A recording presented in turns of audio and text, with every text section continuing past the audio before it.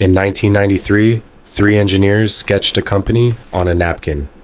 Jensen Huang, Chris Malachowski, and Curtis Preem founded NVIDIA.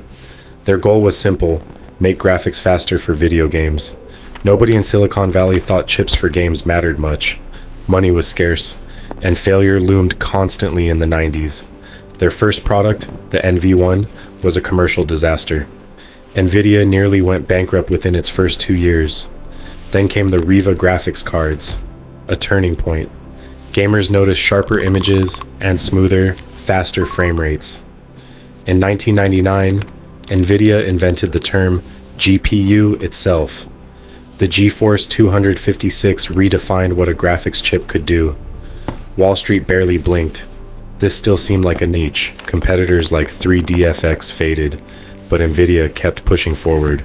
Year after year, NVIDIA chips grew faster and stranger. Engineers noticed something odd. GPUs were oddly good at math. Not just graphics math, parallel calculations, thousands at once.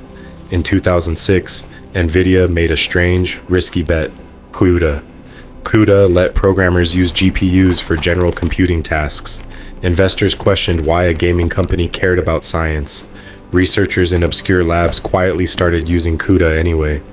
Universities began training early neural networks on NVIDIA hardware. In 2012, a breakthrough called AlexNet shocked the world. It used NVIDIA GPUs to crush an image recognition contest. Suddenly, artificial intelligence researchers all wanted the same chips. NVIDIA had spent a decade preparing for a moment unseen. Meanwhile, gaming still paid the bills. Quietly, reliably, faithfully. Bitcoin miners then discovered GPUs were perfect for mining. Crypto demand sent NVIDIA's graphics card sales absolutely soaring. Then crypto crashed and warehouses filled with unsold chips. NVIDIA's stock price collapsed, and critics called it overhyped. Behind the scenes, something bigger was already taking shape.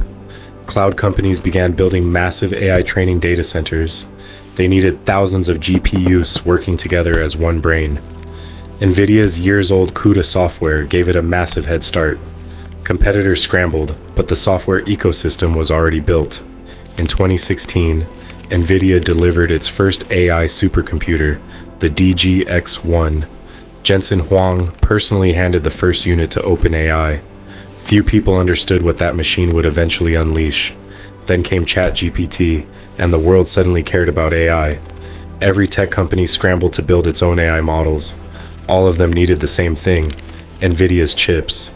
Demand exploded faster than factories could physically produce hardware. Companies waited months, even years, just for a shipment. NVIDIA's data center revenue grew larger than anyone predicted. Its market value soared past $1 trillion in 2023. By 2024, NVIDIA became one of the most valuable companies alive. Jensen Huang, once dismissed, became a symbol of foresight. Analysts called it the greatest pivot in tech history. Yet NVIDIA never really pivoted. It simply kept building GPUs. The world eventually caught up to what NVIDIA already saw. A company once ignored now powers the entire AI age. Every chatbot, every model, every breakthrough runs on its silicon.